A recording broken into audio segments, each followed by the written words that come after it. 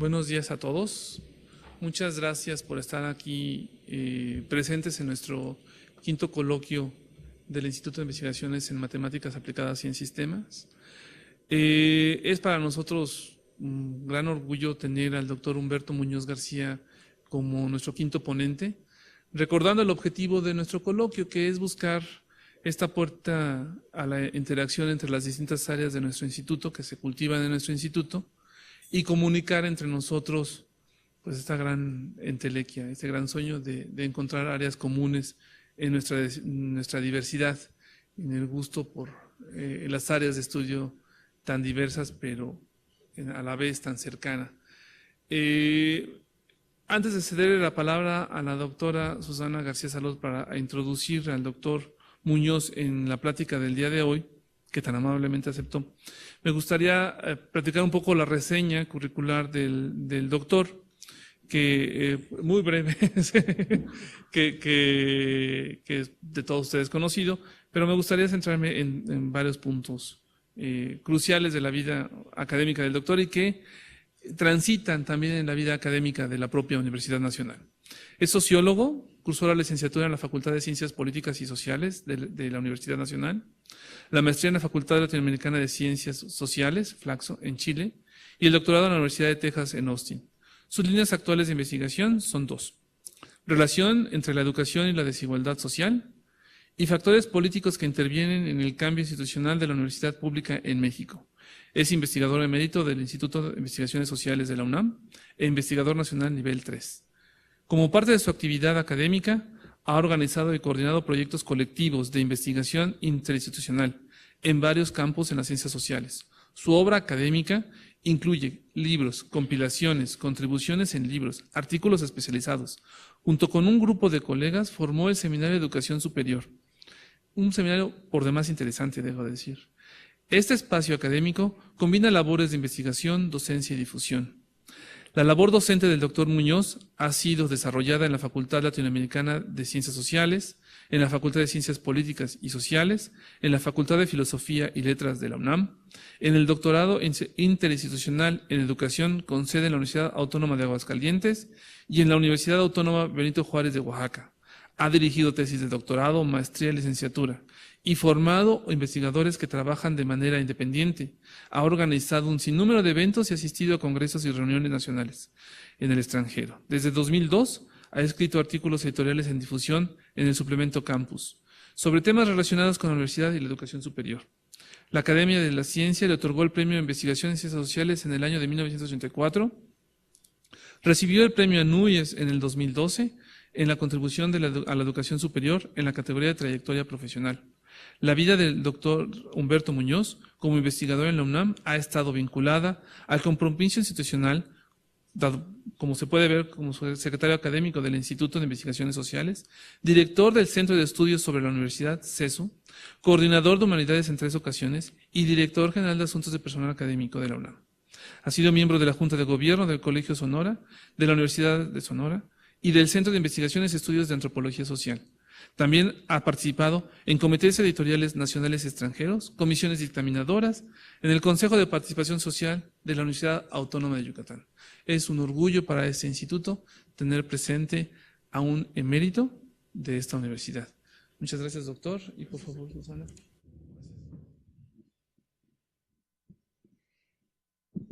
Buenos días, tardes a todos. Muchas gracias por estar con nosotros. Gracias, Humberto, por haber aceptado la invitación para platicar en este instituto sobre el estado actual de la educación superior en nuestro país.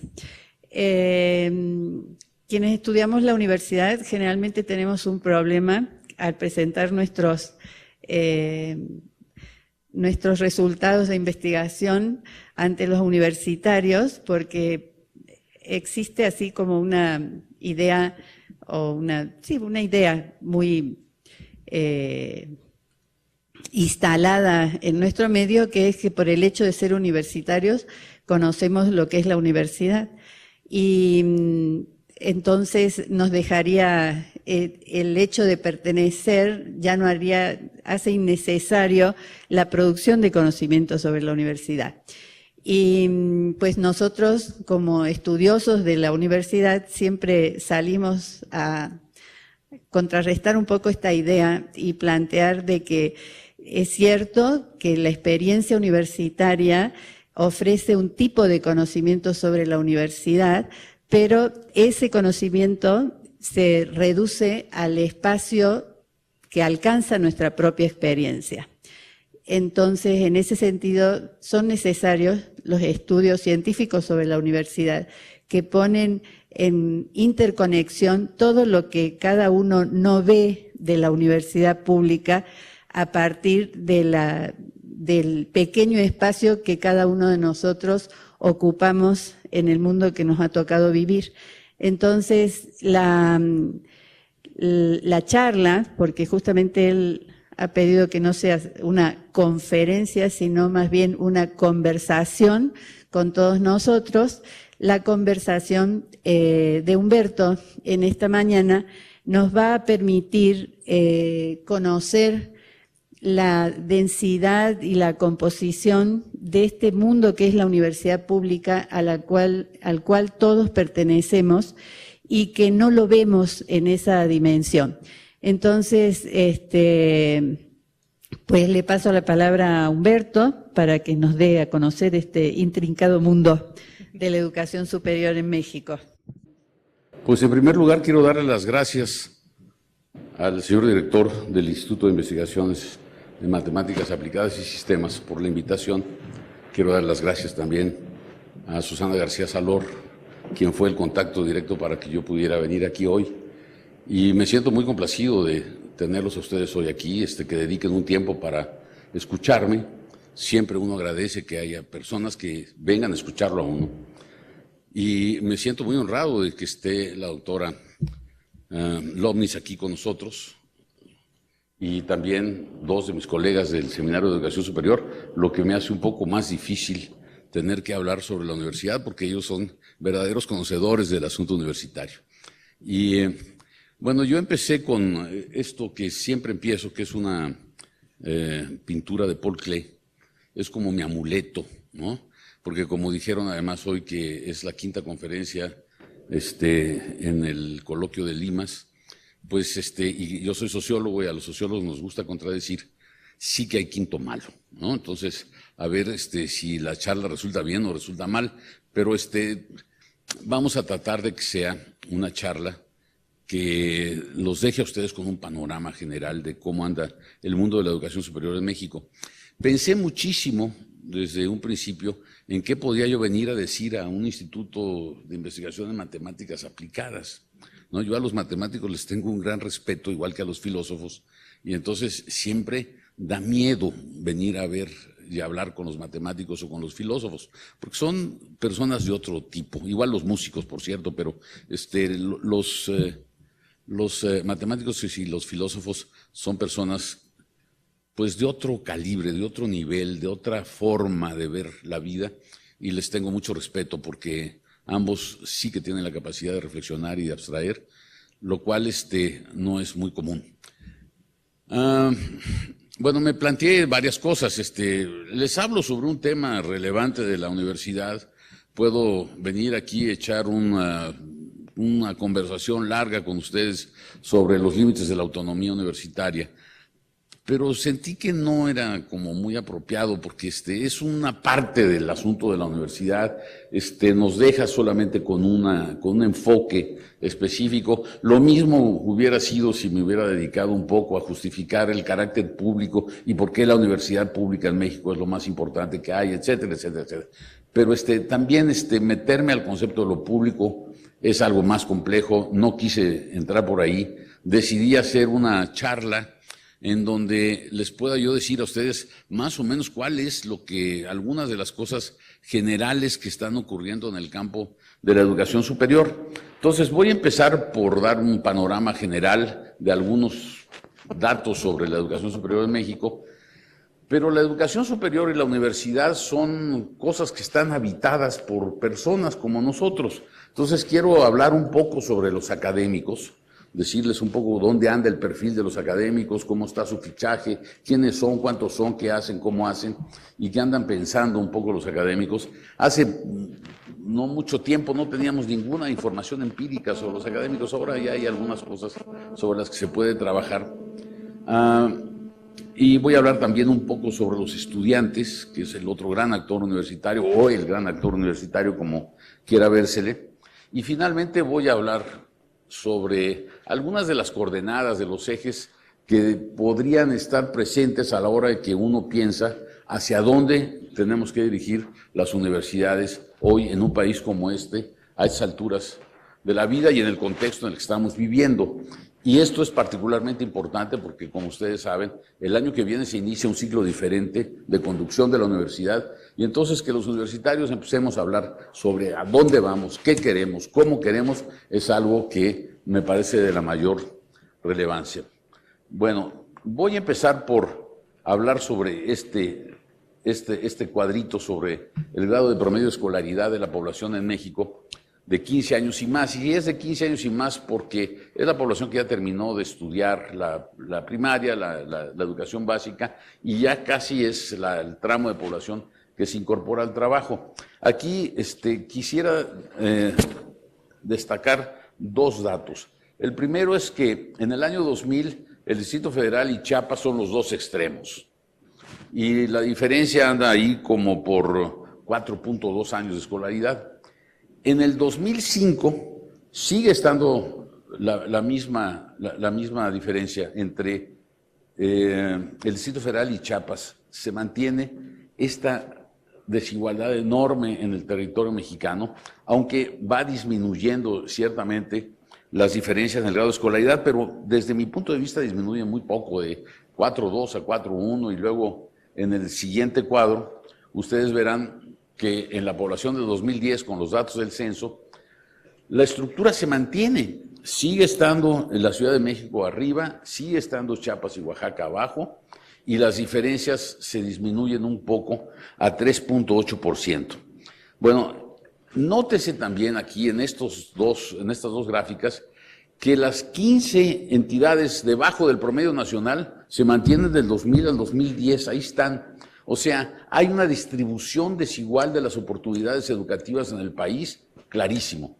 Y la otra que sale de aquí es que la población de México no tiene un índice de escolaridad, un promedio de escolaridad alto. Más bien, estamos por abajo de lo que sería deseable hoy a nivel internacional para tener un proceso de desarrollo más dinámico. El promedio en el 2010 es como de 8.5, 8.6 grados de escolaridad, o sea, no hay ni siquiera un promedio de escolaridad más allá de la educación básica hoy, que es hasta la secundaria. Bueno, entonces tenemos una distribución territorial muy desigual y luego tenemos aquí una gráfica donde tengo el promedio de escolaridad por sexo. Aquí ustedes ven cómo se fue transformando del 90 al 2010 la distribución de la escolaridad, del promedio de escolaridad, y luego entre hombres y mujeres.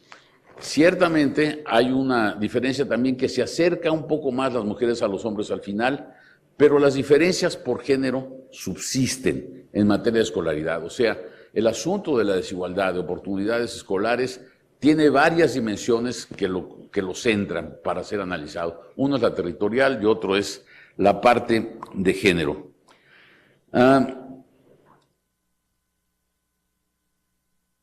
En la siguiente gráfica les pongo a ustedes la población con estudios universitarios y la población que tiene estudios inferior a la media superior, entre los 25 y los 64 años. Aquí sí ya tengo la población que está en edad de trabajar, no es menos. Pero fíjense qué dato tan complicado para mí, ¿no? La población de 25 a 64 años que tiene educación superior anda por el 17%, ni siquiera un quinto de la población tenemos ahí. Y esto nos hace muy poco competitivos a nivel internacional en cuanto a personas que tengan capacidades en ingeniería, en matemáticas. Yo no sé cómo un estado, digamos, muy poco desarrollado en México como Chiapas o Oaxaca podría desarrollarse sin matemáticos. No, eso es imposible. Tiene que haber matemáticos y científicos y ciencia y producción de conocimiento. Y con una población que tiene este parámetro, pues es muy bajo. Ahora, el porcentaje de la población con formación inferior a la educación media superior, o sea, la educación básica, es el 64%, disminuyó bastante entre el 2000 y el 2011, si se fijan, pero es todavía una población muy poco capacitada. Y bueno, y luego vienen las evaluaciones sobre el aprovechamiento escolar de la población en México y salimos siempre muy mal parados. El sistema educativo en México tiene muchas deficiencias y de ahí que habría que hacerle todavía bastantes cosas al sistema de educación en México para que tuviera una mayor eficiencia y tuviera una mayor posibilidad de formar bien a la gente que estudia la educación. Aquí les presento, ahora me paso a la educación superior, ¿no? Y les presento la cobertura total, la tasa bruta. La tasa bruta es no más, no menos que la población matriculada entre la población de 19 a 23 años, que es la que se supone debería estar en los estudios universitarios. Bueno, tenemos que la cobertura ha crecido y se ha crecido, aquí la gráfica es clarísima. Sobre el 2000 andábamos en 21.6 y en el 2011-2012 en 32.8. El dato es de la Subsecretaría de Educación Superior. Este dato fue presentado hacia el 5º informe de gobierno del licenciado Calderón y todos los que se han dedicado a estudiar la cobertura en México han llegado a la conclusión de que la cobertura bruta está excedida en cuanto a la magnitud del problema. En realidad habría que calcular lo que ellos llaman la tasa neta, que es quitando a los de 24 años para arriba y a los de 19 para abajo, y entonces dividir ya con más rigor la población matriculada entre 19 y 23 sobre la población de 19 y 23 años en el total de la República, en la estructura demográfica. Y eso nos daría una tasa mucho menor al 32%. Bueno, esto es importante porque si bien ha crecido mucho la cobertura sigue siendo muy baja. Nada más para una idea, en Argentina la cobertura anda sobre el 68%, en Chile sobre el 63%, hasta Panamá nos gana, Panamá anda en 45% de proporción de cobertura, nosotros andamos todavía por el 31-32%, ¿no? La meta del Plan Nacional de Desarrollo en la parte educativa establece que se espera tener un 40% de cobertura hacia el 2018. Bueno, esta cobertura hacia el 2018 aparentemente es algo sencillo y no. Fíjense, entre el 2012 y el 2018 se tendrían que agregar alrededor de 200,000 estudiantes al año a la matrícula de licenciatura. Y eso es un mundo de cosas, en términos de infraestructura, en términos de personas que enseñen, porque esto requiere maestros. Fíjense que la relación profesor-alumno en México es de 10 alumnos por profesor, ¿no? Hay 380,000 profesores en la educación superior y alrededor de 3 millones y poco de estudiantes. Entonces es una relación muy baja. Si mantenemos esa relación, quiere decir que tendríamos que agregar alrededor de 100,000 profesores más de aquí al 2018.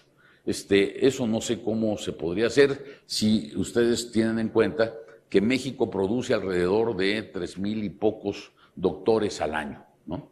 Entonces, vamos a tener una planta académica de bajo nivel académico, o cómo van a hacer esto. La otra que está ahí puesta como un problema enorme es ¿a dónde los ponemos? ¿Qué hacemos? ¿Hacemos nuevas instituciones o los ponemos en instituciones que ya tengan experiencia y que pueden recibir mejor, adaptar mejor a los estudiantes para formarlos mejor?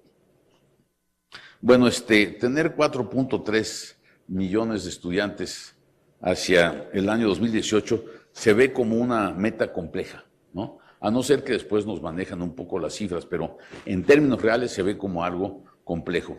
Aquí les pongo la cobertura 2007 por entidad federativa. El anaranjadito es la media nacional y por debajo de la media nacional, si no me acuerdo mal, andan como 17 entidades federativas, ¿no? Otra vez volvemos a ver que el Distrito Federal está en primer lugar y Chiapas está en el penúltimo lugar, ¿no? La misma distribución se vuelve a dar, con la cuestión de que Chiapas aquí anda debajo del 20% de cobertura y la Ciudad de México, el Distrito Federal, anda ya sobre los 50% de cobertura. Entonces, esto es otra vez un ejemplo de cómo la educación superior está distribuida de manera muy desigual en el territorio mexicano. Y esto sí que tiene que ver, muy importante, con las condiciones de competitividad que requiere hoy una sociedad local para poder desarrollarse.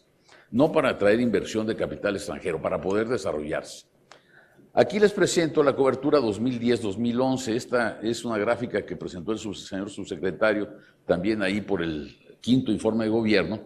Y entonces aquí lo que se ve es que la cantidad de entidades federativas que sobrepasaron la media nacional fueron alrededor de 11. Nos quedamos solamente con 7 entidades por debajo del promedio. Pero aquí lo interesante vuelve a ser lo siguiente, cómo en lugar de achicarse las diferencias se vuelven a agrandar. El Distrito Federal está en este momento llegando al 70% de cobertura. Hoy anda sobre el 80% de cobertura. La cobertura de educación superior en la Ciudad de México es muy alta, es de país desarrollado en serio. Estados Unidos tiene 83%, para decirles algo. Pero la diferencia entre el Distrito Federal y otra vez Chiapas, y perdón que tome Chiapas, pero es la que está hasta abajo, aquí está Quintana Roo, que tiene una educación superior muy reciente, se vuelve a mantener. O sea, las diferencias educativas en el país estructuralmente están desigualmente distribuidas. Y esto significa un reto enorme, porque vamos a tener que tener prioridades muy claras de cómo desarrollar la educación superior en México si queremos que haya cierta nivelación, cierta equidad en las posibilidades de educar a la gente en México.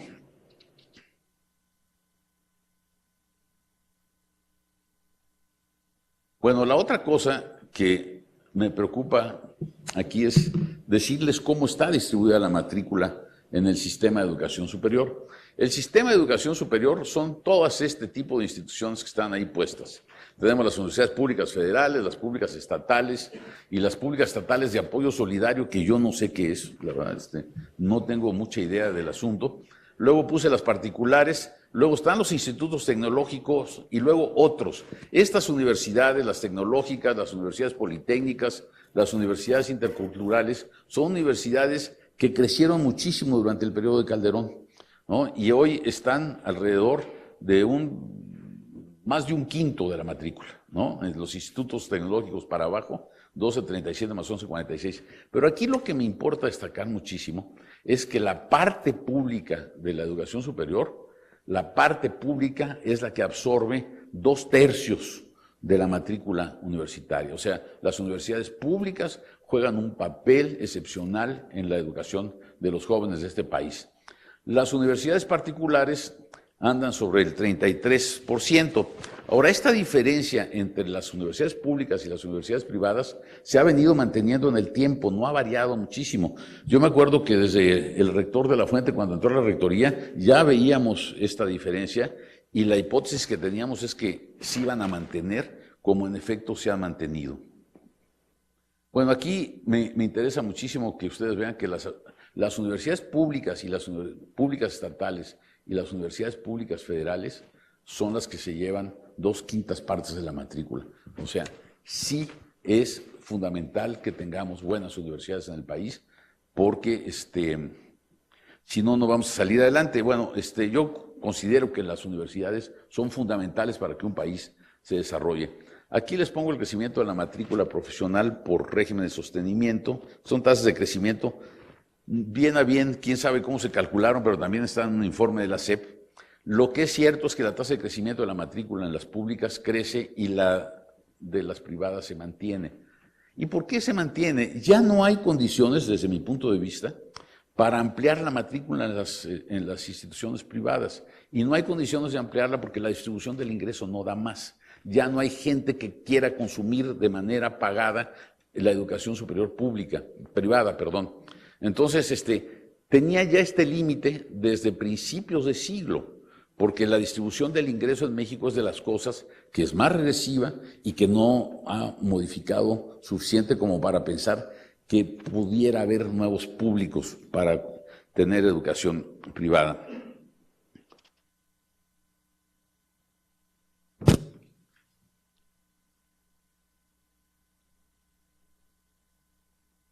Bueno, aquí les pongo las escuelas de educación superior porque me parece que es un dato realmente importante.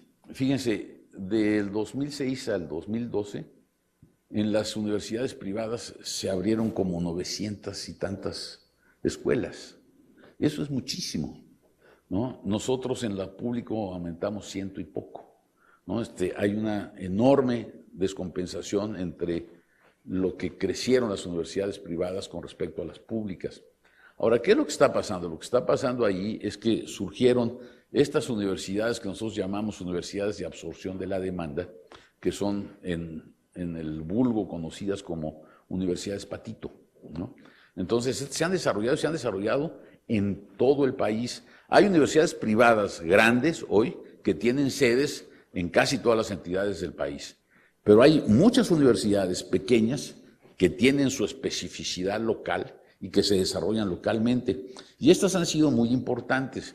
Miren, por ejemplo, en el caso de Yucatán, en Valladolid, que es la segunda ciudad en Yucatán, se empezó a desarrollar la universidad privada muchísimo. Empezaron a salir universidades pequeñas que están atrayendo estudiantes alrededor de la ciudad de Valladolid. Valladolid, de repente me dijeron, se va a convertir en una ciudad universitaria. Vamos a tener la posibilidad económicamente de tener casas para estudiantes que vengan a estudiar aquí en Valladolid. Eso era una que estaban previendo, que las universidades van generando. Las universidades generan posibilidades de crecimiento económico, no tengo duda. Pero además de eso, las universidades privadas en Yucatán fueron fundamentales para la incorporación de las mujeres a la educación superior. ¿Por qué? Porque en un estado tradicional como es Yucatán, las familias prefieren que las hijas vayan a la escuela privada y no a la escuela pública. ¿Por qué el prejuicio? No, eso no lo investigué ni lo tengo muy claro, pero es cierto y así se da. Y cuando ustedes ven la distribución, como después la vamos a ver por género, verán lo que ha significado el crecimiento de la matrícula femenina. Bueno, con esto creo que les puedo dejar ahí una idea de por dónde andan los crecimientos, destinos y formas de la educación superior en México. Y ahora quisiera pasar a una segunda parte para hablar de los académicos, ¿no? Hasta no hace mucho tiempo, poco se sabía quiénes eran los académicos. Los trabajos de investigadores, investigadoras como Larisa y como Susana, pues han contribuido junto con otros colegas a darle una cierta forma a la realidad de la vida académica, captando procesos y consecuencias de este grupo y de su dinámica. Tenemos ahora conocimientos de base empírica y reflexiones sustantivas que podemos hacer. Desde los años 80 del siglo pasado se han remarcado varios factores del cambio en la estructura de este grupo. Las políticas oficiales aplicadas acentuaron muchas cosas. Uno, que crecieran los doctores. Dos, que crecieran los tiempos completos. Tres, que se evaluara a todo mundo. Cuatro, que los académicos hicieran más trabajo dedicados a todas las funciones de las instituciones académicas. Cinco, que diversificaran muchísimo todo el andamiaje del quehacer académico, etcétera. Esto fue una de las cosas que pasó y consecuentemente aumentó mucho los tiempos de dedicación a la vida académica. Con base en estos aspectos se comenzó a hacer la distinción de los académicos que pertenecen a los programas de estímulos, los que no pertenecen a los programas de estímulos, los académicos que tienen doctorado, los que no tienen doctorado, los académicos que están en el PROMED, los que no están en el PROMED. No sé si ustedes se han dado una vuelta por las universidades del interior del país, las universidades públicas del interior del país. Los que son SNIs en las universidades públicas estatales son casi que príncipes de la academia. Son importantísimos y los tratan de otra manera, sin duda, ¿no? Y es fundamental ser SNI en provincia. En fin, todas estas cosas que fueron introducidas por la política pública en materia de educación superior fueron haciendo que el personal académico se fuera fragmentando como grupo. Bueno, aquí les pongo algunas de las cosas que hoy podemos tener idea de que así ocurrieron. Esta información es con base en la encuesta de la reconfiguración profesional de los académicos en México, que es una encuesta nacional que se hizo en colaboración con varias instituciones del exterior. Es una investigación en donde se comparan los académicos de distintos países y es una investigación nacional. La muestra es representativa, está bien hecha, en fin, se aplicó bien la encuesta. Y ahí lo que salió es que los académicos empiezan a trabajar como académicos a los 28 años en promedio, bien jóvenes. Ahora, esto, a mi modo de ver, tiene que ver con el hecho de que en las universidades públicas estatales los profesores entran como profesores, como docentes, sin haber cursado todavía el posgrado. Nosotros en la UNAM estamos pidiendo que la gente venga con doctorado, con publicaciones, con alguna experiencia de trabajo, con postdoctorado y demás. Entonces, cuando hablamos de la población joven en las universidades, eso quiere decir distintas cosas. Aquí estamos hablando de personas que inician su actividad académica sobre los 35 años y vis a vis con lo que ocurre en el país, en donde el inicio en la academia es de personas más jóvenes. Bueno, los hombres académicos representan 63% y esto también tiene que ver con la historia de la evolución de la educación superior. La mujer llega más tarde a la vida académica y con la falta de plazas y el aumento de la vida laboral de los académicos, entonces los académicos hombres nos hemos ido quedando más en las universidades a medida que van ingresando las mujeres. Y entonces esto nos da esta diferencia en el personal académico. Somos más los hombres que las mujeres. Y hay también una diferencia entre hombres y mujeres que se refleja en las áreas disciplinarias que cultivan. Cuando tomamos la coordinación de humanidades, a diferencia de la coordinación de la investigación científica, aquí hay más hombres que mujeres, allá hay más mujeres que hombres, ¿no? Entonces, estas diferencias se van dando, son importantes. Y me importa muchísimo que ubiquemos cómo se da la dinámica de las generaciones, la dinámica de las cortes de académicos en el tiempo, porque eso vuelve a ser algo fundamental y fundamental en la vida de hoy, en que los académicos de experiencia que tienen muchos años de hacer investigación y docencia en la universidad deberían tener la posibilidad de intercomunicación generacional con la gente joven que está llegando. Si nosotros perdemos esta posibilidad de intercomunicación generacional entre los académicos nuevos no van a poder aprovechar una experiencia que sin duda ha sido rica para los académicos que todavía estamos en activo. Bueno, les preguntaron cuál era la actividad más importante o la de segunda importancia, y 8 de cada 10 declararon que era la docencia, y 4 de cada 10 declararon que era la investigación. Y esto lo presento porque efectivamente hay muchísimos menos investigadores que profesores. La mayor parte de los académicos está dedicada a la docencia y una parte bastante menor dedicada en primera instancia a la investigación, porque todos los académicos hoy que estamos en el sector de investigación damos clases o tenemos actividad docente. Pero en fin, vean ustedes cómo se ha ido dividiendo el grupo de los académicos por generación, por muchas cosas. Aquí les presento un fichaje actual de los académicos en el 2013, que es lo más reciente que tenemos. Estos datos vienen del explorador del estudio comparativo de las universidades en México, que se hace aquí en la UNAM. Y este instrumento nos reporta que hay 382,235 personas que son académicos en todo el sistema de educación superior de México. Los de tiempo completo apenas representan una cuarta parte del total de los académicos en el país. O quiere decir, 7,5 de cada 10 son de asignatura, ¿no? Y eso tiene un sentido importantísimo, que por un lado tiene aspectos positivos y por otro no. Pero, en fin, esta es la distribución que tienen. Y de los que tienen tiempo completo, el 43.5 tienen grado de doctores, ¿no? Son 39,840 doctores en un mundo de 3 millones de estudiantes y de casi 400,000 profesores. Los investigadores nacionales registrados en el 2013 eran 19,747, 21.5% de la planta de tiempo completo y aproximadamente la mitad de los que tienen doctorado.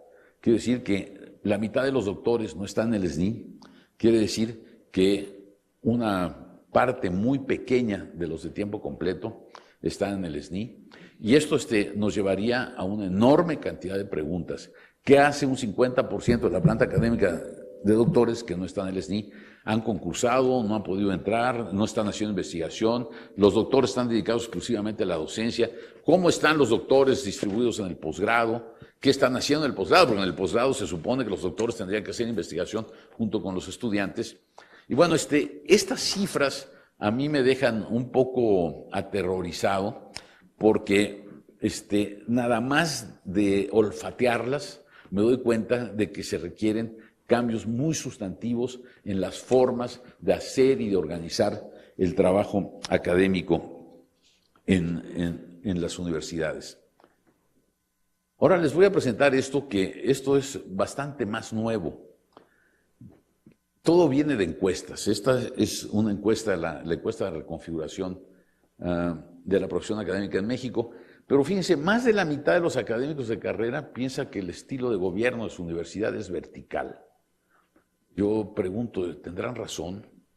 Yo creo que sí. Ciertamente estamos viendo que hay un problema en el manejo de la administración en las universidades y un problema de comunicación, que es la segunda. 2 de cada 3 mencionaron que no hay una forma de comunicación buena entre la administración y la academia. O sea, hay como 2 mundos que se plantean en la universidad: el mundo de la administración, en donde hay una capa de directivos que habitualmente está en junta, y que no se vaya a enojar el doctor Benítez conmigo, pero cuando uno quiere ver a su director en su dependencia, no está en reunión. Y siempre están en reunión. ¿Por qué? Pobres. Viven en reuniones del consejo universitario, en reuniones del consejo técnico, en reuniones del consejo interno, en reuniones de la dictaminadora. No sé, en universidades como las nuestras, las públicas, tienen esa característica, y felizmente la tienen. Se ha creado un cuerpo de dictamen y un cuerpo colegiado de académicos para muchas cosas. Y todo eso se va reuniendo de manera sistemática, de tal forma que quien conduce tiene que estar en reuniones, siempre está en reuniones. Y eso, además, resulta que no nos da una buena comunicación entre académicos y autoridades. Y es muy curioso, porque el sistema de conducción de las universidades, el sistema de los rectorados de las universidades, se ha venido transformando también muchísimo. Y los señores directores quedaron como una especie de sándwiches, les hicieron un sándwich entre la administración central, que les dice que tienen que aplicar ciertas medidas para conducir a su instituto, y los reclamos de las bases institucionales, que dicen, no, queremos ir para acá. Y entonces los directores tienen que estar pendientes de cómo le dan gusto a unos y cómo le dan gusto a otros, y eso tensa muchísimo la conducción institucional y tensa muchísimo las formas de comunicación entre los académicos y las autoridades. Ahora, 3 de cada 4 académicos dijeron que influyen poco o nada en las decisiones de su institución. Y digo, caramba, pues sí, ¿en dónde que no influyen? Ellos, los que contestaron en este cuestionario, sienten que no tienen absolutamente nada que decir, no les preguntan, no les hacen caso, y tampoco les interesa de influir en cuáles son los 16 programas que tiene el plan rectoral del doctor Narro en la universidad, porque eso está aquí arriba, eso está caminando y se lleva bien, y hay buenos resultados del asunto. Pero los académicos, pues nada más nos dijeron que había 16, pero no nos dijeron por qué esos y no otros, o por qué algunos que nosotros quisiéramos que estuvieran y no están, o por qué algunos de los que están quisiéramos que no estuvieran. No, ahí no intervenimos. Pero cuando uno empieza a bajar de nivel, entonces los académicos empiezan a decir, sí, ahí sí influyo. En las decisiones locales sí que me toman en cuenta, sí que hay una mejor comunicación.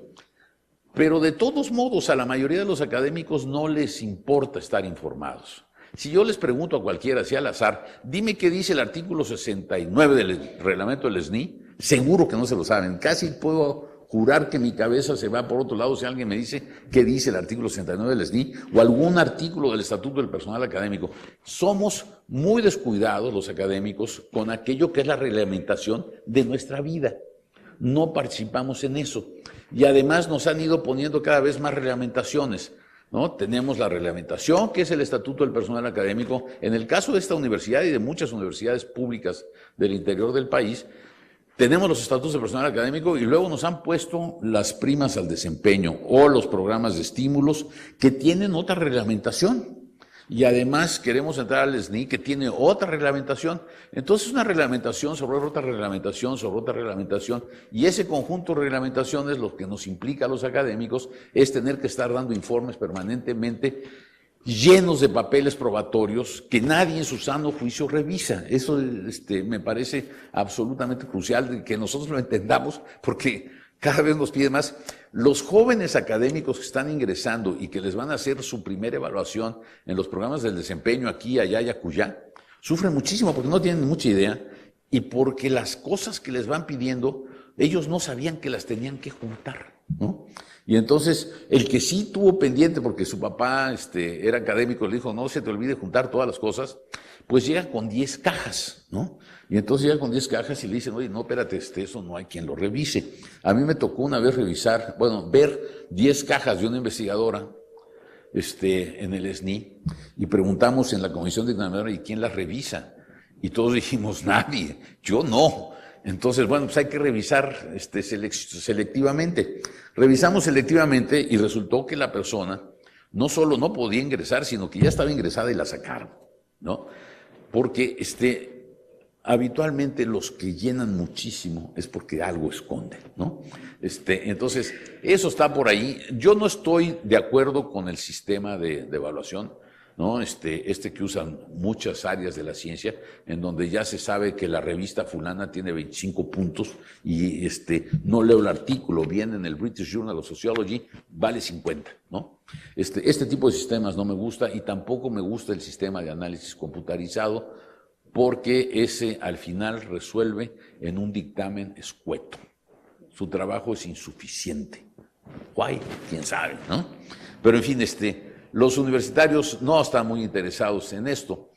Después se hicieron unas encuestas en la UNAM y en la UAM, en donde se les preguntó a los académicos cuáles eran los principales problemas de la universidad, y aquí dijeron la organización centralizada, el aislamiento de la rectoría frente a la comunidad, problemas administrativos, porque los trámites son en exceso engorrosos y lentos debido a la burocratización.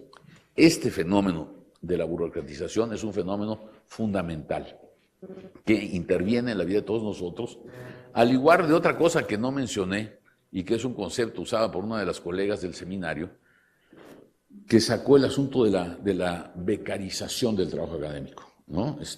Todos somos becarios en ese país, todos, ¿no? Los que estamos en las becas, porque hay los que no están en las becas.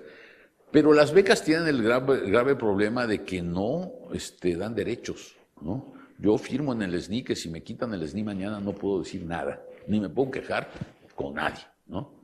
Entonces, no dan derechos, no repercuten sobre la jubilación, y el día menos pensado me bajan de nivel, ¿no? Entonces los académicos vivimos muertos de miedo, que nos den grupo, que no nos quiten esto, que nos dejen publicar, que quién sabe qué. El segmento de los académicos hoy en nuestras instituciones, desde mi punto de vista, es un sector, hay un libro por ahí importante que se llama Los Nuevos Miedos, y nosotros estamos entre aquellos que sienten nuevos miedos, ¿no? Somos, y con razón nos tenemos que precaver porque las cosas no están así como fáciles. Bueno, ahora paso a los estudiantes. Aquí les voy a presentar algunas grafiquitas de un estudio de una colega de ahí del seminario que ha dedicado a los estudiantes. Y aquí lo que yo quería mostrarles es esto. Miren, la gran mayoría, más del 70% de la planta de estudiantil tiene entre 19 y 23 años. O sea, nosotros estamos trabajando con una población joven, muy joven. Y eso quiere decir que a la universidad llegan jóvenes con diferentes signos culturales, para decirlo de alguna manera, ¿no? Vienen los punquetas, los darquetas, ¿no? Un montón de gente que tiene una cultura juvenil propia y que llega a la universidad y trae esa cultura a la universidad, y aquí en la universidad se conecta con otras culturas diferentes, y entonces lo que tenemos es una mezcla de jóvenes con distintas culturas que tienen formas de pensar la vida muy propias de su ser joven y de lo que están viviendo como jóvenes afuera de las instituciones. Entonces, si afuera de las instituciones el medio es muy violento, como en efecto es, ¿no? Vayan a alguna preparatoria de la UNAM, no de otras, y vean lo que hay afuera. Es verdaderamente de locos. Entonces, si el medio es así, si en el autobús en el que me traslado a la escuela me roban, me asaltan, me agarran partes del cuerpo que no tienen por qué agarrarme, etcétera, pues anda la gente en otro rollo y muy preocupadas. Y la otra cosa que me importa muchísimo es que estos jóvenes con los que hoy estamos tratando en las universidades, no en el bachillerato, en las universidades, son los que vinieron ya con las nuevas tecnologías, ¿no? Hoy cuando yo estoy dando una clase y digo, miren, fíjense que aquí de 19 a 23 años el chico saca su smartphone y pregunta cuántos de esa edad hay en la UNAM y me dice, en la UNAM no es esa proporción, es menor, profesor, ¿no? Estamos lidiando con este tipo de cosas en el aula y eso es muy importante porque nos está poniendo en la presión de tener que pensar pedagógicamente qué es lo que vamos a hacer con los jóvenes de aquí para adelante, junto con las nuevas tecnologías de la información y la comunicación, ¿no? Es otra cosa verdaderamente importantérrima y nos está introduciendo una enorme cantidad de problemas, ¿no? En ciencias sociales de repente agarramos un trabajo de alguien, lo metemos a Google y vemos que se lo fusiló, ¿no? Los chicos hoy pueden hacer con toda la información que reciben cosas de poner junta y entregar de una cierta manera fácil que no les permite reflexionar, ¿no? Y abstraer y analizar con cierta prudencia. Bueno, aquí lo que quería yo mostrarles, que ya les había dicho, vean hoy el coeficiente de masculinidad de los estudiantes en la población estudiantil está más bajo de lo que antes fue, porque antes éramos más hombres que mujeres, hoy son más mujeres que hombres, y tiende a haber una pequeña diferencia a favor de las mujeres en las escuelas privadas, por los motivos que ya dije. Los papás prefieren que las chicas vayan a las escuelas privadas. En general, las investigaciones que se han hecho aquí en la UNAM muestran que las muchachas que vienen a estudiar a la UNAM tienen orígenes socioeconómicos un poco más altos que los hombres y consecuentemente mejores condiciones de estudiar y terminar. Bueno, esta es otra variable que es para mí muy importante, los estudiantes que trabajan. Bueno, ustedes ven que en las escuelas privadas los estudiantes tienen una mayor vocación de trabajo que en las públicas. Y esto tiene varias cosas detrás. Uno, que en las escuelas privadas efectivamente hay una cierta preocupación por atender las demandas del mercado. Vamos, el ITAM y el ITESM hacen una encuesta anual con empresarios y en esa encuesta de empresarios preguntan qué es lo que van necesitando y cómo moldear a los recursos que están estudiando en sus instituciones. Pero otras escuelas privadas tienen esta preocupación. Y luego, pues hay ahí nexos familiares también que les permiten a los chicos entrar más fácil al trabajo que en las universidades públicas. Ahora, los que trabajan y los que no trabajan, los que trabajan no tienen cómo dedicarle full time a los estudios. Eso es un punto crucial. Y entonces entiendo que hay mucha gente que estudia y que trabaja para mantener sus estudios. En las encuestas que se conocen sobre estudiantes, en las públicas esto es mucho más notable que en las privadas, ¿no? En las privadas la gente trabaja para obtener experiencia. ¿Y qué es lo que les preocupa a los chicos, ¿no? Cuando salen al mercado laboral, les piden 3 tipos de cosas. Uno, que tengan capital cultural, ¿no? Hoy una persona que pasó por la universidad no puede salir de la universidad si no leyó a Octavio Paz, a Carlos Fuentes, a Carlos Monsiváis, a Larisa Lomnitz, etcétera, ¿no? Esos tienen que estar, porque es cultura general, entre otras cosas. Tienen que saber quiénes son los grandes músicos de la época, tienen que saber muchas cosas, tienen que saber geografía. ¿Cuántos saben cómo se dividió la Unión Soviética? Porque hoy la Unión Soviética está viniendo por América Latina y anda en serio. Y China y los países de Asia, ¿cómo andan? ¿Cuáles son los países asiáticos? La geopolítica hoy es más que crucial. Toda la gente tiene que saber esto, tienen que saber un idioma, tienen que saber manejar cómputo, ¿no? En fin, literatura, música, arte, cine y demás son partes constitutivas de la formación de un joven. Y eso se nota cuando van a entrar a trabajar. Cuando llega una persona que tiene mucha vivacidad y dice, mira, es que en Italia pasan las cosas así, pues tiene más chances de asomarse al mundo y los que van a contratar se dan cuenta que tienen más chance de asomarse al mundo. Bueno, eso es una cosa. La otra es experiencia laboral. y la otra que hayan concluido su diploma con éxito.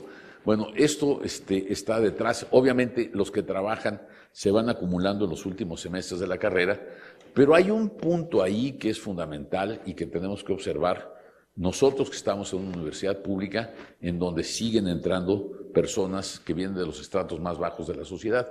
Aquí les presento un dato sobre el origen social de los estudiantes, viendo la escolaridad de los padres y la escolaridad de los y la participación en la matrícula universitaria. Me llamó mucho la atención el cuadro porque fíjense que en las escuelas públicas los padres tienen más alta escolaridad que en las privadas.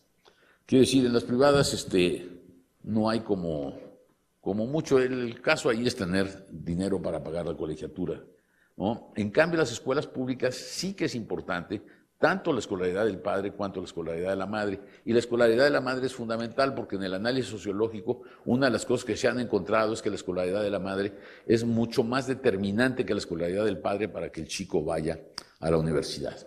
Entonces, estamos recibiendo gentes que vienen de padres profesionistas.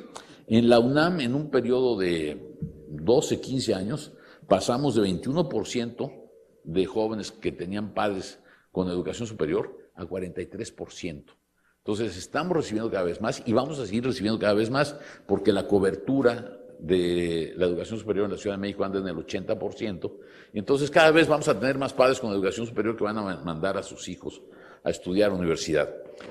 Eso nos representa un punto importante porque supuestamente vamos a tener un manejo de material mucho mejor. Y por el otro lado, estamos recibiendo gentes de los sectores más vulnerables y esos hay que tratarlos de otra manera. Aquí no quiso salir. La gráfica, ahí está, miren qué bueno. Esto es una gráfica que presentó Gil Antón en una charla del Seminario de Educación Superior. No sé cómo calculó la probabilidad, pero la doy por buena, porque Manolo es una persona con mucha cautela para presentar información empírica. Y aquí tiene la escolaridad del padre y las oportunidades de educación superior, y va del punto 0.2 al punto 93. Las diferencias son brutales, ¿no? Se agrandan muchísimo. El estatus social, la clase social de los jóvenes tiene hoy todavía en este país una enorme influencia sobre la educación superior, sobre quién va y quién no va y cómo le va en la universidad, ¿no? Entonces, este es un dato que a mí me dejó muy sacado de onda porque efectivamente parecería que el estado social de la familia, obvio, ¿verdad? Tiene que ver. Les puse aquí este cuadrito porque esto es algo de cómo se ha comportado la realidad educativa en el país. Tienen el primer decil y el decil décimo, o sea, el más pobre y el más rico. En 1984, el decil primero tenía 2.96 años de escolaridad y el decil más rico 9.04. Pero a medida que nos fuimos acercando al 2002, se fueron agrandando las distancias en la escolaridad entre los más ricos y los más pobres. Esto se ha dado así, efectivamente. Y tengo la impresión, no tengo los datos para después, pero por lo que uno va leyendo, viendo, analizando, las diferencias de clases siguen marcando una desigualdad enorme en cuanto a las posibilidades de acceso y en cuanto a la distribución. Hoy, ciertamente, el decil más rico tiene como promedio educación universitaria, ¿no? El decil más pobre todavía no termina ni siquiera la primaria. Estas son las grandes diferencias. Entonces vemos que en nuestro país el sistema educativo en todos sus niveles produce grandes diferencias en las oportunidades de estudio, en el territorio, entre géneros, entre clases, entre fracciones sociales y demás. Los estudiantes así están. Aquí les presenté una gráfica de los deciles de ingreso y la proporción de jóvenes de 19 a 23 años que está inscrito en la educación superior. Si ustedes ven, en el décimo decil es el 58%, en el primer decil es el 4.9%. El subsecretario Tuirán remarcó en una ocasión que el grupo de los 4 primeros deciles está aumentando su presencia en la educación superior, sobre todo en la pública, obviamente, Y esto ha sido acompañado con un sistema de becas que hoy existe y que se están dando las becas salario para que la gente no deserte en su escolaridad. Entonces, estamos empezando a tener gente de los sectores más vulnerables también con una mayor frecuencia, y eso nos va a hablar de algo que va a ser muy importante. Dado que estos sectores sociales llegan a la universidad con muy bajo capital cultural, de lo que ya hablé, las universidades tienen que compensar en parte el capital cultural. Cuando yo estudié en la UNAM, yo vi cine italiano, hice teatro, jugué deportes, hice muchas cosas en la UNAM, y eso me formó muchísimo, ¿no? A la Orquesta Filarmónica de la UNAM, oí con ella la primera vez el 5º concierto de Sostakovich, jamás se me olvidó, ¿no? Este tipo de cosas son cruciales que ocurren en la universidad, y tenemos que ver cómo particularmente estos segmentos de la población estudiantil los podemos encauzar hacia allá. Bueno, las expectativas con la carrera, aquí ya no me detengo, lo único que quisiera remarcar es que en las universidades públicas federales es donde la gente se siente más satisfecha de lo que esperaba recibir como educación superior. En las públicas federales, pues son la UAM, el POLI, nosotros. Y ahora aquí les traigo unos resultados. Hicimos en el Seminario de Educación Superior, la doctora Suárez, una encuesta a los estudiantes de la UNAM. Y bueno, algunos de los resultados que saqué para traerles, el 66.1%, o sea, 2/3, dicen que se metieron a la Universidad Nacional porque es la mejor universidad de México, ¿no? Los estudiantes de nuestra universidad tienen un orgullo enorme de ser Pumas y de haber entrado a la universidad, y entraron porque suponen que es la mejor universidad de México. Yo también creo lo mismo, pero ellos eso creen y vienen y buscan. Bueno, lo que está pasando ahorita, que me imagino que va a dar una broncota terrible políticamente hablando, es que de los 300 y tantos mil que quieren entrar a la educación media superior, 170,000 quieren entrar a la UNAM, y la UNAM solo va a recibir 35,000, a pesar de que ya aumentamos la matrícula en serio, ¿no? Entonces, la UNAM se ve no solo como la mejor universidad, sino que es la universidad que es gratuita y es la universidad que tiene pase automático. Entonces, esto es importantérrimo, ganarse un lugar en la UNAM desde el bachillerato, porque de alguna manera entro a la UNAM. 75% de los estudiantes que tenemos en el primer año de la universidad vienen del bachillerato de la UNAM, ¿no? Entonces, es muy importante entrar a la UNAM desde el bachillerato. Les preguntamos cómo se identifican. Cuando te digo universitario, médico, tal, hombre, mujer, mexicano, ciudadano, ¿con qué te identificas? Bueno, todos o la mayor parte de hombres y mujeres se identificaron como universitarios, y eso nos llamó muchísimo la atención. Ser universitario entre los jóvenes es una identidad y les deja algo para salir afuera. 68% de los estudiantes tiene confianza en el rector. Estas cifras se las quería yo traer porque el doctor Narro ha batallado muchísimo para dar una imagen de la universidad pública en México. Quienes siguen los discursos de Narro, ¿no? 68% dicen que les da confianza y que representa lo que ellos piensan. Entonces es muy importante porque sobre las otras autoridades no hay ni el mismo nivel de confianza ni el mismo nivel de identificación. Ahora, me importa mucho, fíjense, el 88% de los estudiantes dijeron que tienen confianza en sus profesores. ¿Y qué opinaron los estudiantes de los profesores? Los profesores son cumplidos, llegan a la hora de clase, dan su programa, lo dan bien, nos hacen aprender, son exigentes suficientes para que tengamos que estudiar. Y solo tengo una queja con mis profesores, que después de que se acaba la clase ya no me atienden. Eso es una queja total, igual como de 85, 87, 88%. Entonces, ¿qué pasa? Los que vamos de los institutos de investigación, córrele porque me tengo que ir al cubículo a echar rollo en la computadora porque si no, no me dan puntos. Y los otros son profesores de asignatura que viven del trabajo que hacen afuera.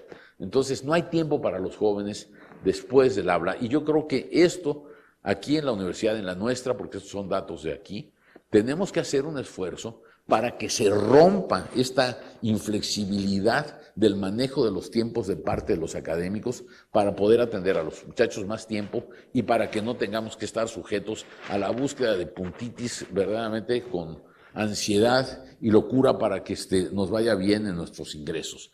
Hay que desbaratar cómo estamos distribuyendo el tiempo en las tareas universitarias, y a mí se me antoja que esta queja de los muchachos puede ayudarnos a pensar el problema y a darle otro sentido. 62% señalan que el problema fundamental de la universidad es el presupuesto. Pues sí que es un problema fundamental, pero les quisiera dar el siguiente dato. En los 4 años de Narro pasamos de 24,000 millones de pesos a 30,000 millones de pesos y todavía no nos alcanza. Y no nos va a alcanzar porque la lógica de las universidades sigue aquello que decía Feyerabend, en la ciencia sigue la lógica de la proliferación, y eso supone que cada vez hay más cosas que hacer, ¿no? Y esas cosas que tienen que hacerse cuestan. Entonces, sí que siento que tenemos o nos van a poner límites para el logro del presupuesto, y aun cuando ha crecido muchísimo, y vamos a tener que estar muy abusados porque a partir del año que viene este crecimiento que ha tenido el presupuesto no va a ser igual, por los problemas económicos que atraviesa el país, entre otras cosas, y por otras cuestiones de carácter político. Bueno, hablando de política, les preguntamos a los chicos si sabían que había cuerpos colegiados en donde tenían representación los estudiantes. 57% dijo que sí sabían que habían cuerpos colegiados, pero solamente el 26% sabe quiénes son sus representantes, ¿no? Entonces, caray, pues entonces, ¿cómo me dirijo?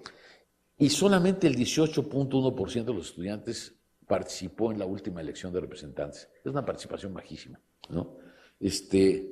Tenemos entonces aquí un problema de doble entrada. Los académicos están muy insatisfechos con una serie de cosas que pasan en sus universidades, particularmente vinculadas a la evaluación. Siempre nos vivimos quejando los académicos. Susana García Salor dijo alguna vez que son secretos a voces. Siempre nos comunicamos que, ay, es que fíjate que quién sabe qué, pero no tenemos condición de organizarnos y de hacer algo más colectivo. Y los estudiantes tampoco. Entonces, hay ciertamente un problema de legitimidad, de representación y de representatividad de los cuerpos colegiados, de los representantes de los distintos sectores en los cuerpos colegiados en la universidad, y esto es algo a lo que también tendremos que prestarle atención pronto. Además de toda esta cosa de la infraestructura, el 50% dice que hay mucha basura en sus escuelas, los baños son una porquería, y 2/5 dicen que los espacios de consumo de alimentos están bien. Esto me llamó la atención porque, fíjense, 60% dicen que sí, que los espacios para tomar alimentos están bien. Si ustedes van por mi facultad de Ciencias Políticas, da pena, digo, no se puede, es un verdadero cochinero, ¿no? ¿Por qué los chicos dicen que está bien? Porque no les alcanza para más, ¿no? Tendríamos que generar ciertas formas de alimentación de los jóvenes más organizadas, que tuvieran comida más sana a bajos precios. Bueno, y finalmente, con toda esta cosa que tenemos de cómo anda la educación superior en el país, los académicos, los estudiantes, ¿qué pasa, no? ¿Hacia dónde podemos ir? Bueno, primero quiero decirles lo siguiente. La noción de universidad es una noción que cambia históricamente y cambia en el espacio también. No es lo mismo la Universidad de Francia que la Universidad de México, no es lo mismo la Universidad de Sierra que la universidad que tenemos hoy, ¿no? Hay un cambio en la concepción, en la noción misma de universidad, que es variable en el tiempo. Para esta que tenemos hoy es que tenemos que pensar hacia dónde queremos ir. En algunas partes del planeta Tierra hay un discurso que dice que la universidad hacia futuro tiene que ser una universidad performativa, ¿no? Este asunto de la performatividad ha venido a instalarse en nuevos discursos sobre la universidad. La universidad tiene que ser pragmática, tiene que ser concreta, dedicarse muy claramente a lo que tiene alrededor y solucionar problemas de lo que tiene alrededor. No más la universidad es una institución emancipadora, ¿no? Yo creo que no es así en el caso nuestro, pero lo que andan diciendo, sobre todo en los países desarrollados, pues no, la universidad ya no va a estar vinculada al proyecto nacional y a los grandes cambios nacionales y a los grandes cambios de la globalización, lo cual es falso porque sí estamos. Pero hay un discurso de ese tipo, y frente a ese discurso vienen otros discursos como el de la filósofa Nussbaum, que dicen, miren, en las universidades no solo tenemos que pensar las cosas de manera sustantiva, sino que tenemos que ayudarnos hoy de manera fundamental de las humanidades, ¿no? Las humanidades son cruciales para generar ciudadanos responsables y para estimular la vida democrática de una nación. Y esto que aparentemente es un discurso así como, caray, pues cómo que vamos a entrarle otra vez a la filosofía, a la historia y a la literatura y demás, es fundamental. En los Estados Unidos hoy hay un debate importantérrimo de cómo retraer y darle importancia en la docencia a la formación en humanidades para los estudiantes. Otra vez, no puede salir un estudiante de la UNAM si no leyó a Octavio Paz, para acabar pronto. Y bueno, nosotros en el Seminario de Educación Superior hemos estado trabajando, hemos hecho varios textos sobre cuál es la universidad que nos hace falta, hacia dónde va la universidad, qué diablos con la universidad hacia futuro. Y lo primero que se me ocurre a mí, esto ya no es de los trabajos del seminario, pero de lo que yo he pensado, de lo que pienso y siento, es que la universidad en primera instancia tiene que cumplir compromisos académicos. La universidad es una institución académica para la vida académica y solo la vida académica. Desde luego hay política y demás, pero lo fundamental es la vida académica. Y la universidad hoy tiene que tener compromisos muy fuertes con la sociedad, ¿no? La universidad hoy tiene que hacer proyectos con distintos grupos de la sociedad. En el sistema de educación mexicano encontramos que hay capacidades intelectuales y científicas muy diferentes entre las instituciones, ¿no? Tenemos universidades y universidades. Ser del Instituto de Investigaciones Sociales en la UNAM es muy diferente de ser y del Instituto de Investigaciones Sociológicas de la Universidad Autónoma Benito Juárez de Oaxaca. Hay un mundo de diferencia en posibilidades de hacer, ¿no? Y para qué les digo en ingenierías o para qué les digo en matemáticas, hay instituciones en México que no tienen suficientes capacidades para hacer buena investigación y eso no se vale. Tenemos que corregir estas diferencias en la estructura institucional del país porque esas universidades además están en los estados menos desarrollados. Bueno, necesitamos que las universidades tengan responsabilidad social. Es un término que se viene usando mucho hoy en el discurso universitario. Nada más que lo trajeron en algunas universidades del discurso de la empresa y entonces la responsabilidad social está muy volcada a atender que el medio ambiente alrededor esté muy limpio y en la empresa esté muy limpia. Y no, fíjense que en este país hubo un sociólogo, Medina Echeverría, que es de los inmigrantes españoles a México, que hizo un librito chiquitito ahí en el Colegio de México que se llama Responsabilidad Social. Y dice Medina Echeverría, y yo comparto esa tesis, es la que sustento, la responsabilidad social de una institución radica en que tenga la capacidad de reflexionar para modificarse a sí misma, ir adelante y ajustarse al movimiento de su sociedad.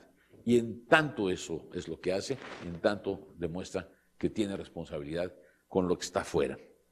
Bueno, la otra cosa que me preocupa muchísimo de ir hacia adelante es que tiene que haber un régimen de confianza de los académicos. Yo no tengo la menor duda del compromiso que tenemos los académicos en la universidad. Trabajamos muchísimo. Sí hay compañeros que andan en otra cosa, pero el grueso, digamos, los grandes números en la academia trabajan muchísimo, los profesores con sus alumnos y nosotros con nuestras investigaciones. No me digan cómo se levantan hoy, que ya tienen su computadora ahí en su casa y se levantan y lo primero que va es a la computadora a ver alguna cosa y si salió el experimento de ayer o salió una noticia que estoy esperando para hacer mi interpretación política de la vida universitaria, bla, bla, bla. Hoy trabajamos muchísimo, en serio, ¿eh? Entonces, tenemos mucho compromiso con la institución y tenemos mucho compromiso con el trabajo que hacemos para la sociedad, que por lo demás es un trabajo desinteresado. Entonces, tenemos que exigir que nos den confianza. Eso para mí es fundamental. Y la universidad debe formar ciudadanos dignos, creativos y transformadores de la realidad. Esto de la formación ciudadana, que es un lío del tamaño del mundo, ¿no? Cuando se mete uno a este tema, tiene vericuetos de muy diversos tipos, porque hay quien está hablando hoy del ciudadano global, ¿no? Y entonces ahí la cosa se vuelve más compleja, porque el ciudadano hasta ahora siempre era nacional y tenía un pacto con el Estado, y no esta cosa de la que habló Rousseau y demás. Bueno, pues no, hoy sí tenemos que tener pendiente de formar buenos ciudadanos. Y la otra que es atender cada vez a más públicos. Las universidades, sobre todo las universidades públicas, están recibiendo presiones, demandas de muchos sectores de la sociedad cada vez más diversos, a veces demandas que son contradictorias para las instituciones, pero las tenemos que satisfacer. Yo pienso que en la medida, voy a usar un término inglés, en que nosotros ganemos más constituencies, ¿no? Más grupos que estamos atendiendo y están involucrados con nosotros de la sociedad hacia acá, mucha más posibilidad de defensa vamos a tener como instituciones públicas y autónomas. Entonces, eso me preocupa mucho, que nos están haciendo muchas demandas de conocimiento, de educación. Y la otra, que vamos a tener que estar preparados para darle la vuelta a este asunto del estudiantado, porque muchos de los que estudiaron en las universidades van a tener que regresar, ¿no? Hoy la obsolescencia del conocimiento va así. Y entonces tienen que regresar a la universidad a estudiar y vamos a tener un estudiantado bastante numeroso de una edad muchísimo mayor, que va a andar sobre los 40 años, ¿no? Entonces a eso los vamos a tener que enseñar de nuevo y tenemos que estar preparados, abiertos a ese flujo. Y una de las cosas que nos va a ayudar es lo que hace la doctora Subieta, universidad abierta y a distancia, nuevas tecnologías, plataformas docentes. Ando muy contento porque por ahí nos dijeron que la plataforma para el bachillerato es maravillosa, ¿no? Y entonces, qué padre que tenemos eso y qué padre que vamos a tener también la posibilidad de meternos por la vía de los nuevos instrumentos para reactualizar a fuerza de trabajo que necesita actualizar conocimientos. Entonces tenemos que estar preparados para eso y obviamente para lidiar con las tecnologías de la información y la comunicación. Y bueno, lo otro que me preocupa muchísimo es que existan mecanismos de consulta en el campus y participación de los grupos de estudiantes y profesores en el campus. Y hoy yo no me explico, si ya tenemos todas las tecnologías, yo hoy debería poder comunicarme con todos los estudiantes de la UNAM, porque todos tienen una cuenta, ¿no?, electrónica, para preguntarles si quieren que fulanito sea el próximo rector, por ejemplo, ¿no? Entonces, bueno, pues tenemos por dónde, sí, cómo no nos vamos a poder comunicar, que se haga una auscultación en serio, ¿no? Hoy podemos hacerlo. Entonces, ¿no? Así que nos pone muy nerviosos este tipo de cosas, pero así es. Hoy tenemos cómo consultar si podemos cambiar un plan de estudios antes de entrarle y que no nos reviente una bronca en el CCH, ¿no? Oigan, fíjense que estamos pensando junto con las autoridades del colegio en hacer esto y esto y esto y esto. ¿Cómo la ven? Y recibir alguna cosa de la realidad que nos indique si vamos bien o nos vamos para otro lado. Yo creo que los mecanismos de consulta tienen que ampliarse. Y luego, la otra cosa que me preocupa para la Universidad del Futuro es que las autoridades de nuestras universidades sigan siendo predominantemente académicos.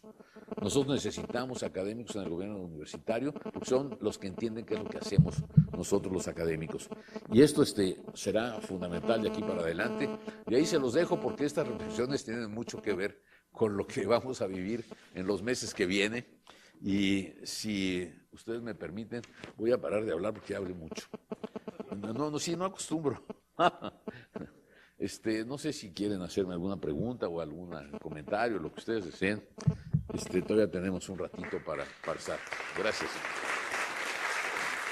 Bueno, hay muchos puntos, me imagino, sobre los que quieren conversar, así que empezamos directamente. ¿Cómo vio la UNAM? ¿Después de cuánto? Mira, yo soy muy sesgado en eso porque dentro de esto que son los modelos cognitivos, ¿no? Y visto los modelos cognitivos ligados a la ideología de la gente, yo soy muy favorable a la UNAM, estoy muy orgulloso de ser unamita, quiero la UNAM para lejos y sí creo que la universidad va a tener que transformarse muchísimo. Una de las cosas que me parece crucial, que hay que irlo haciendo, esto no se toma por decreto, voy a hacer una reforma educativa y mañana ya está ahí en otro lado, no es cierto, ¿no? Tiene que haber un principio de autonomización a las estructuras internas de la universidad. Esto ya no se puede, el rector no puede saber qué es lo que está pasando en el Salón 24 del CCH Sur, ¿no? El rector tiene que estar pensando la conducción de un organismo muy complejo, ¿no? Entonces tenemos que autonomizar, ¿no? Esto que dice la autonomía, que nos permite a los universitarios decidir por nosotros mismos cómo queremos gobernarnos y cómo queremos manejarnos, debe de ser posible. Desde hace muchos años, ustedes no tienen por qué saberlo, pero yo sí lo sé, presentamos en distintos foros y cosas, la necesidad de que las universidades públicas grandes como Guadalajara, como Sonora, como esta universidad, en fin, como la Universidad de Nuevo León, tengan procesos de descentralización y desconcentración. Desconcentración de trámites. No puede ser que el director de Cuautitlán venga todos los días a la torre de rectoría aquí en Ciudad Universitaria, porque eso le consume 4 horas de coche, ¿no? Eso tiene que tener su propia dinámica administrativa y hacer sus propias cosas de una manera federada, ¿no? El ejemplo por ahí que se usa mucho es el de la Universidad de California, ¿no? O el de la Universidad de París. Pero nosotros sí que tendríamos condiciones, ¿no? Hoy nosotros tenemos establecimientos de la UNAM, si no me acuerdo mal, en 23, 24 entidades federativas del país. Eso es absolutamente ingobernable. Tiene que haber otras formas de gobierno que vayan localizando áreas, regiones, centros, instituciones, juntándolas para que tengan su propia vida, que sea autónoma. En Cuernavaca, donde yo vivo, hay una enorme cantidad de centros y cosas de la UNAM. Eso debería tener su propia lógica de administración, ¿no?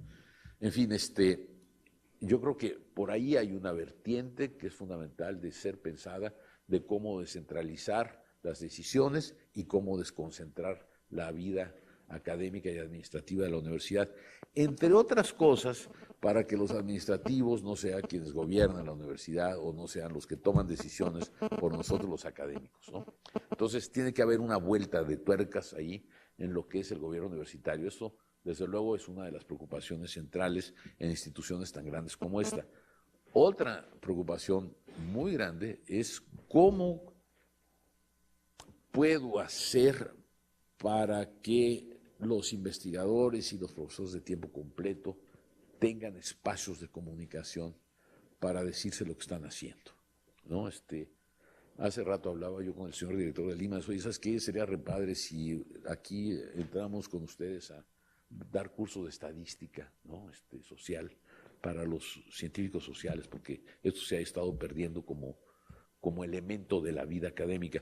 Entonces, discutir, aquí se enojan cuando viene un científico, bueno, ustedes, pero me acuerdo que una vez cuando el doctor Sarucán era coordinador de ciencias y yo de humanidades, decidimos hacer una reunión de directores de los 2 subsistemas. Sacó chispas. No, pues ya están grillando estos coordinadores. No, lo que queremos es ver en qué áreas podemos contactarnos, porque ciertamente hoy el conocimiento se ha vuelto multidisciplinario, para decirlo de alguna forma, y eso requiere que nos comuniquemos. El problema del agua, que es un problema que vamos a enfrentar los mexicanos de aquí a poco, es un problema donde tienen que intervenir los ingenieros, los químicos, los sociólogos, los demógrafos y muchos, ¿no? Para armar algo que nos permita de aquí a 20 o 30 años usar bien nuestros recursos acuíferos, ¿no? Por ejemplo. Y así sucesivamente, digo, hoy el conocimiento, particularmente el conocimiento de realidades concretas o de problemas concretos, tiene que hacer que la gente se junte y hable, pero eso nos tiene que dar espacios para hacerlo. Si no tenemos los espacios, pues por el internet se puede, sí, no tengo dudas que se puede, y estamos muy comunicados gracias al internet, pero eso no es suficiente, ¿no? Tiene que haber esto que es la comunicación para que la academia tenga algo más allá. Y la otra es que tenemos que tener a nuestros estudiantes en nuestros institutos sobre no sé qué intercultural del espacio extraterritorial, ¿no? Y esa es la materia que doy, pero en realidad hacemos el curso interinstitucional, ¿no? Que es sobre educación superior. Entonces, se tiene uno que ir amoldando a cosas que son extremadamente horribles. Y la otra es que tiene que haber servicios en la universidad para los académicos y para los estudiantes, ¿no? Cuando estaba yo dando clases en la Facultad de Filosofía, daba yo clases de 6 a 10 de la noche, y a las 8 de la noche un día me dieron ganas de ir al baño. Abajo, baja usted las escaleras, se va al fondo, así, luego a la derecha, y ahí llega al baño en el otro piso. Entonces hice ese movimiento, pero el baño estaba cerrado. Y entonces pregunté quién tenía la llave, y me dijeron, tiene que ir a la dirección. Y entonces tuve que bajar hasta la dirección para que un conserje me fuera a abrir el baño. No se puede. Y no era por limpieza, porque el baño estaba verdaderamente horrible. Entonces, no se vale. Tiene que haber servicios, buenos servicios, para que profesores y estudiantes, investigadores, profesores y estudiantes nos podamos coaligar, ver, hablar y conocer. Por más grandote que sea la universidad, hoy estamos en 30 y tantos mil profesores académicos en la universidad, de los cuales como 12,000 somos de tiempo completo. Bueno, pues tiene que haber comunicación, ¿no? Eso me parece una de las vertientes más importantes para que la vida académica vaya floreciendo. Y la otra, tenemos que hacer que la gente se actualice, ¿no? Hoy no puede ser que el sabático se vaya a ganar dinero al gobierno, eso está prohibido, ¿no? Tenemos que hacer una vida académica y por eso comencé diciendo, la universidad hoy lo que necesita es ser muy académica, ¿no? Bueno, esa es una preocupación fundamental. Bueno, si ven ustedes estos datos que les acabo de dar, ¿no? No podemos, este país no puede seguir siendo así y no puede seguir rechazando a sus jóvenes para ingresar a la educación media superior y superior, menos cuando ya está puesto en la Constitución de la República que es obligatorio de parte del Estado dar hasta el bachillerato. Lo que pasa es que en este país en donde no se planifica nada, ¿no? Vino el cambio en la estructura demográfica y no se dieron cuenta que a esas alturas iba a haber un chorro de gente demandando educación, ¿no? Y los demógrafos bien que se los dijeron, y cuando Turán era su secretario de Educación Superior, bien que lo tenía en la cabeza, esto nos va a rebasar en cualquier momento. Entonces, ¿hay que abrir nuevas instituciones? Sí. ¿Hay que cuidar las nuevas instituciones? Sí, porque abrimos instituciones y luego las dejamos ahí, las abandonamos, ¿no? No sé si ustedes han tenido oportunidad de ir a la sede de la Universidad Autónoma de la Ciudad de México, que está en el norte del país, la más al norte. Bueno, es una universidad que, si no me dijeran que está ahí, diría que es una universidad norteamericana. Es impecable, ¿no? Algunos bachilleratos de la Ciudad de México, las escuelas son impecables, las están cuidando. Sí se puede. Esto lo cito para decirles, sí se puede, ¿no? Tenemos que abrir buenas instituciones. Tenemos que cuidar mucho cómo seleccionamos al profesorado, ¿no? No puede ser que lo hagamos como lo hicimos aquí cuando se abrió el CCH, jalamos a todos los que estaban casi por terminar la licenciatura para que empezaran a dar clase. Hoy eso no se puede, ¿no? Tenemos que formar doctores que tengan condiciones de dar clase, tenemos que formar maestros que tengan condiciones de dar clase, gente que vea la vida académica desde otro nivel para traducirse a los estudiantes, ¿no? Hay un problema de carácter formativo, un problema de carácter pedagógico y un problema de carácter cuantitativo, ¿no? Y los tres van juntitos, ¿no? Entonces, tenemos que hacer algo que nos junte esos tres y irle dando soluciones. Otra vez, no se puede pensar que en el plazo de un sexenio gubernamental las cosas se resuelven, y menos que se resuelven por decreto, ¿no? No sé si ustedes tuvieron la oportunidad de leer una novela de Henning Mankell que se llama El Chino. Es tal vez la novela de Mankell más extraordinaria que leí. Conozco casi toda la obra de Mankell. Pero una de las cosas que me dejó ver esa obra es que los chinos, el gobierno chino, que está ahí, que ha hecho una especie de socialismo, capitalismo muy interesante, ¿no? Esos chinos que están en el gobierno ven su país a 3 dinastías adelante, ¿no? Entonces, hacen cosas que van hacia allá, tienen una dimensión de futuro, tienen una utopía que realizar, tienen cómo movilizar sus recursos en función de estas cosas que están siendo pensadas por quienes tienen que pensarlas. Nosotros no, normalmente córrele porque si no, no gano votos. Igual que les pasa lo que a nosotros con los puntos. Si no, no gano votos, y a mí lo que me importa es que la gente sepa que ya tiene escuela y que va a ir. Y no me importa que las escuelas primarias no tengan ni dónde sentarse los estudiantes, ¿no? En materia de infraestructura es feroz lo que tiene que trabajar este país, y tiene mucho que ver con este asunto de la corrupción. Pero bueno, sí, hay un problema de ese tipo. Yo espero que sean suficientemente capaces para resolverlo. ¿Qué debo decir? El problema salarial en la educación superior es uno de los problemas más complejos por el asunto de los recursos, ¿no? Pero la otra es muy complejo por la forma en que lo distribuyen, ¿no? A mí sí siento muchísimo que los funcionarios tengan percepciones muy desiguales con respecto a los académicos, tanto los de tiempo completo como los de asignatura.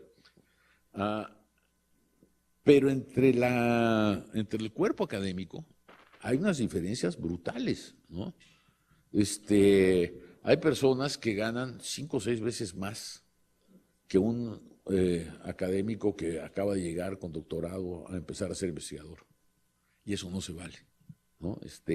Hay una cuestión de distribución inequitativa en la propia academia, que tiene que ver con algo que hicieron los políticos ahí por los años 80, que fue la política de deshomologación salarial, ¿no?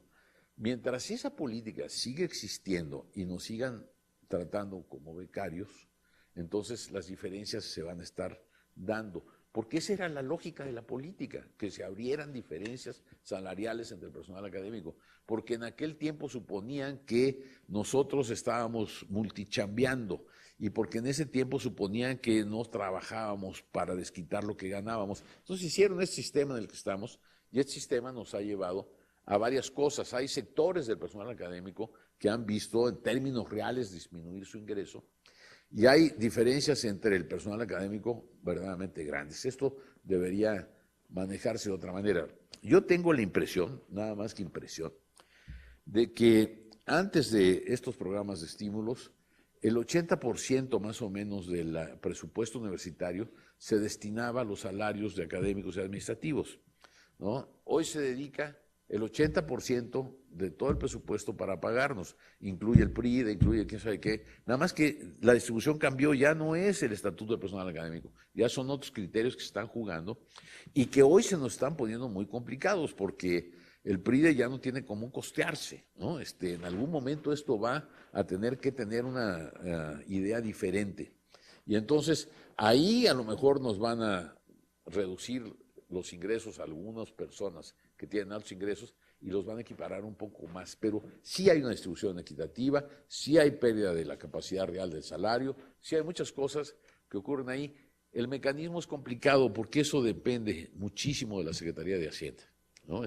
Quien mete las manos directamente para mantener este tipo de sistemas es la Secretaría de Hacienda por una situación de que no les alcanza para todos. Entonces, es algo de política nacional, no es solamente una decisión nuestra. Nosotros podemos tomar decisiones que modifiquen en parte la distribución, pero tiene que ver, en la medida en que nosotros nos metamos a algo, viene la Secretaría de Hacienda y dice, no te metas porque me vas a dar un mal ejemplo. Y Guadalajara va a querer seguir contigo. No. Hay límites que nos imponen a la autonomía de ese tipo que no nos permiten tomar ciertas decisiones sobre la vida académica, en este caso muy concreto sobre los salarios. Te respondería de la siguiente forma. El sistema social en el que estamos viviendo supone una disociación entre el mundo de la educación superior y el mercado laboral. Y no es un problema de la educación superior, es un problema de un mercado que se restringió particularmente en los altos niveles ocupacionales. Y entonces empezaron a contratar, ¿no?, a maestros para hacer la chamba de los licenciados y a licenciados para hacer la chamba de los, ¿no? Hubo una devaluación de los diplomas en el mercado laboral y una contracción de los puestos en el mercado laboral. Entonces, nos vemos en una situación en que el mayor grupo de desempleados está entre quienes tienen educación superior, ¿no? Ahí anda sobre el 40% de los ocupados. Cuando controlamos por grupo educativo, los que tienen un mayor nivel de desempleo son los profesionistas, porque el mercado no es suficientemente capaz de ampliar la oferta laboral para contratar a egresados de nuestras universidades. Ahí hay un desajuste, que es un desajuste del modelo económico, social, político de este país. Y entonces ahí lo que tenemos que pugnar es porque los empresarios inviertan y generen puestos para la gente que egresa de las universidades. Hay que corregir, pero hay que corregir por la vía del mercado, no por la vía de la educación superior. Hay que corregir la educación superior de muchas maneras, como he estado tratando de decir, pero en esta relación mercado-universidad tiene que haber una corrección de parte del sistema productivo. Es una pregunta complicadísima. Mira, yo creo que las TICs van a solucionar muchos problemas, otros no. Pero entre los problemas que nos plantean las TICs están todas estas que nos acabas de decir, ¿no? Ahora, en materia de carácter relacional, en materia de carácter social. Yo creo que tengo como dos ideas ahí. Yo no me he metido en este tipo de literatura. Judith podría contestar mejor la pregunta que yo, pero yo veo dos cosas. Una, qué casualidad, ¿no?, que hoy muchos de los movimientos sociales estudiantiles vienen por la vía de las redes sociales, ¿no? Desde el Soy 132, hay formas de generar identidades a través de los medios de comunicación. Es posible que sí, y que sean fuertes, y además a lo mejor más fuertes, porque la otra que hemos estado viviendo, y justo que tiene que ver con este régimen social en el que vivimos, es que es un régimen social que estimula el individualismo, ¿no? Y entonces, en una situación de individualismo, me meto a mi computadora en mi casa, pues ya no la hice con nadie. Pues no es cierto, porque con todos, mira, el señor director del ISUE es uno de los con los que me comunico, ¿no? Y así sucesivamente, sí tenemos comunicación, sí tenemos formas de identificar situaciones sociales que molestan a un segmento de la sociedad y a través de la red social poder comunicar el asunto. Eso me parece fundamental. La otra es que virtualmente en la academia las tecnologías nuevas nos han llevado a acentuar el individualismo, ¿no? Entonces, están las dos cosas en juego. ¿Cuál va a salir? No sé. La otra que creo es que sí, efectivamente, para salir por la vía de las tecnologías, para resolver una serie de problemas docentes y de investigación en las universidades, se va a requerir recursos, se va a requerir instrumental y se va a requerir personas que hagan que alguien que va a dar un curso sepa cómo meterse a su plataforma, porque si no, no nos va a servir de nada. Eso es un punto central en la discusión de las tecnologías y la universidad abierta y a distancia. Lo tocaste, creo que está abierto, yo no puedo decir más. Muy bien. Pues te agradecemos muchísimo, Humberto, que nos hayas dado participar en esta charla. Y les agradecemos a ustedes haber estado en esta sesión del 5º coloquio de Limas y esperamos vernos en la 6ª. Bueno, buenas tardes a todos y gracias otra vez.